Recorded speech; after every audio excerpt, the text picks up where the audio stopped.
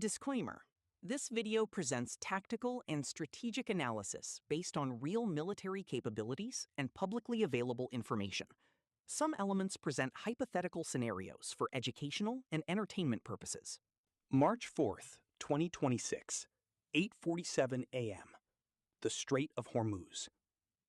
USS John Finn, an Arleigh Burke-class destroyer, cuts through the world's most strategically critical waterway. Crew at normal watch. Radars scanning. Systems nominal. 329 sailors going about their morning. Then, in one single instant, everything on the radar screen changes. Not 10 contacts, not 20, 150. From hidden positions along the Iranian coastline, fast attack boats pour into the strait simultaneously. Small, fast, deadly. Each one loaded with anti-ship missiles, torpedoes, and enough firepower to put holes in a destroyer. Above them, 30 Iranian kamikaze drones swarm toward the ship at 500 feet. Iran's plan is mathematically brutal. An Arleigh Burke destroyer is one of the most powerful warships ever built, but it has limits. 90 vertical launch cells, 3 phalanx CWIS mounts, advanced radar and fire control. Powerful, but not infinite. 180 simultaneous threats from 3 directions simultaneously was designed to exceed those limits. USS John Finn is alone, outnumbered 180 to 1. The Iranian commanders watching from the coastline believe they are watching the final minutes of an American warship. What they do not know is that 30,000 feet above the Persian Gulf, 2 massive aircraft are already diving toward the strait at Mach 1.2. Not stealth bombers, not fighter jets. 2 Cold War-era B-1B Lancers, each one carrying a weapon that Iran has never seen used in naval combat. In exactly 12 minutes, Iran's largest coordinated naval attack in decades. To understand March 4th, you need to understand March 1st. 3 days earlier, American B-2 Spirit stealth bombers had struck deep inside Iranian territory. Underground missile facilities that Iran had spent billions of dollars and decades building were destroyed in a single night. Bunker-busting munitions collapsed tunnels. Command centers were obliterated. Iran's ballistic missile program was set back by years in a matter of hours. The strike was surgical. It was devastating. It was humiliating. Iran's supreme leadership demanded immediate and visible retaliation. The target had to be American. The method had to be dramatic. The result had to send a message. They chose USS John Finn specifically. The destroyer was on solo patrol, separated from its carrier strike group by 40 miles, isolated, apparently vulnerable, the kind of target that Iran's swarm tactics were designed to overwhelm and destroy. For decades, Iran recognized a fundamental strategic reality. They cannot fight the United States Navy in a conventional engagement and win. Not ship to ship, not aircraft to aircraft, not weapon system to weapon system. So they developed a different doctrine. Asymmetric warfare, swarm tactics, saturation attack. The theory is mathematically elegant. A single Arleigh Burke destroyer is extraordinarily capable. Its Aegis combat system can simultaneously track over 100 targets. Its 90-cell vertical launch system can fire missiles faster than most threats can close the distance. But it cannot engage 180 targets simultaneously from 3 directions. If Iran launches enough small, cheap, fast platforms at once, the mathematics eventually overwhelm the defensive system. Even if 50% are destroyed, the other 50% get through and fire their weapons. On paper, it works. The Iranian force assembled for March 4th was the largest execution of this doctrine in history. 150 fast attack boats, Pasdaran-class and Siraj-class speedboats. Speed, 50-plus miles per hour, each armed with anti-ship missiles, torpedoes, and heavy machine guns. Crewed by 2,400-plus Iranian Revolutionary Guard Corps Navy personnel, selected and trained for exactly this mission.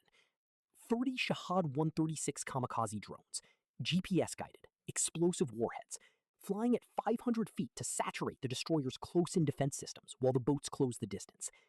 The plan?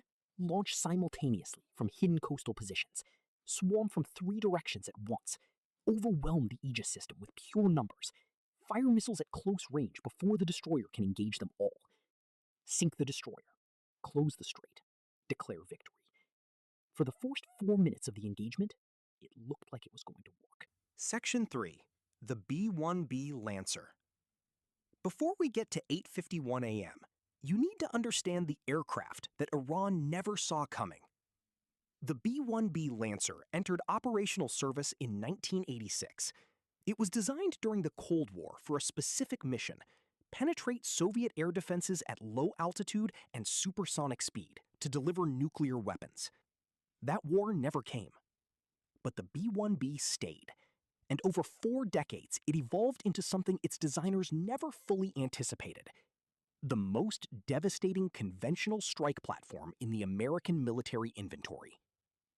Specifications that matter: length, 146 feet. Maximum speed, Mach 1.25 at altitude, supersonic at sea level.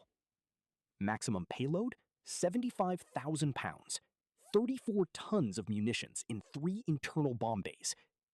The largest weapons payload of any aircraft in American service. Iran dismissed the B-1B as a Cold War relic. No stealth, large radar cross-section, designed for a war that never happened. What Iran missed was what the B-1B actually is. Not a stealth aircraft, a payload aircraft. An aircraft that can carry enough munitions to engage an entire naval swarm simultaneously and deliver them faster than any other bomber in the world. On March 4th, 2 B-1Bs were on routine patrol over the Arabian Sea. Call signs: Bone 1 and Bone 2. Weapons load: 84 CBU-105 sensor-fused weapons per aircraft. 168 total. Section 4. The weapon Iran never saw. The CBU-105 sensor-fused weapon is not a conventional bomb. It is an autonomous hunter-killer system. A weapon that finds its own targets, identifies them independently, and destroys them with precision that no human operator could match at the speed required. Here is exactly how it works. The B-1B releases the CBU-105 canister from altitude. The canister falls. At a calculated height, it opens. 10 BLU-108 submunitions deploy on small parachutes and begin descending over the target area. Each BLU-108 then releases 4 individual Skeet sensor units on their own parachutes. One CBU-105 canister becomes 40 individual autonomous hunter-killer munitions. As each Skeet descends and spins on its parachute, it is running 2 independent sensor systems simultaneously. An infrared sensor detecting heat signatures below. A laser radar mapping the shapes of objects on the water. A computer processor cross-references both inputs and identifies valid military targets by their heat signature and physical profile. Engine heat, metal hull, moving at speed across water. When a Skeet identifies a valid target, it fires an explosively formed penetrator, a slug of molten copper accelerated to hypersonic speed that punches. 8:47 a.m. USS John Finn's Combat Information Center erupts. Captain, we have multiple surface contacts emerging from Iranian territorial waters. Count is 150, small craft, speed 50 knots, range 8 miles, closing fast. Air contacts, 30 inbound drones, altitude 500 feet. General quarters, all hands to battle stations. The Phalanx CWAS mounts spin to life at 4,500 rounds per minute. The incoming kamikaze drones begin exploding in orange fireballs against the morning sky. But the boats keep coming. 150 speedboats in a coordinated swarm, approaching simultaneously from 3 separate directions. The destroyer fires SM-2 missiles at the nearest clusters. Explosions erupt across the water. 5 boats destroyed. 10 boats destroyed. Not enough. The mathematics of saturation attack are working exactly as Iranian planners designed. The destroyer cannot engage 150 targets fast enough. For every boat that explodes, 2 more are still closing the distance. On the bridge of the lead Iranian attack boat, the commander watches USS John Finn struggle with the engagement geometry. 2 minutes until his boats are in missile range. The destroyer will be overwhelmed. Victory is seconds away. Then he hears something. A sound he has never heard before in his life. A low rumbling from the west, growing louder. Not a fighter jet, not a missile. Something much larger. 8:54 a.m. The CBU-105 canisters split open at 5,000 feet. From each canister, 10 BLU-108 submunitions deploy. Small white parachutes blossom open across the sky above the strait. 1,680 submunitions descending simultaneously. Then, each BLU-108 releases its 4 skeet sensor units. 6,720 autonomous hunter-killers begin their descent. They spin on their parachutes, infrared sensors scanning the water below, laser radars mapping every object on the surface, computer processors running target identification algorithms thousands of times per second. Below them, 150 Iranian speedboats racing at 50 miles per hour, engines roaring at maximum power, generating massive thermal signatures that the skeet sensors read like beacons in the dark. Target lock. Target lock. Target lock. Thousands of times per second across the entire swarm. 8:54:45 a.m. The first skeet fires its explosively formed penetrator. A slug of molten copper accelerates to hypersonic speed and punches straight down through the engine compartment of Section 7. The numbers. Total mission time from the moment Iranian boats left their coastal positions to the moment the last skeet fired its final round, 12 minutes. Battle damage assessment. Iranian fast attack boats destroyed, 150, 100%. Iranian kamikaze drones shot down, 30, 100%. Iranian personnel casualties, 2,400 plus. Status unknown. Many recovered from the water. American casualties, 0. American ship damage, 0. Weapons expended. 168 CBU-105 sensor-fused weapons. 6,720 skeet submunitions deployed. Approximately 150 to 200 skeets successfully engaged boat targets. Total American munitions cost, approximately $25 million. Iran's investment in the swarm, years of development, months of planning, 2,400 trained personnel, 150 vessels, 30 drones. Gone in 45 seconds. Section 8. The miscalculation.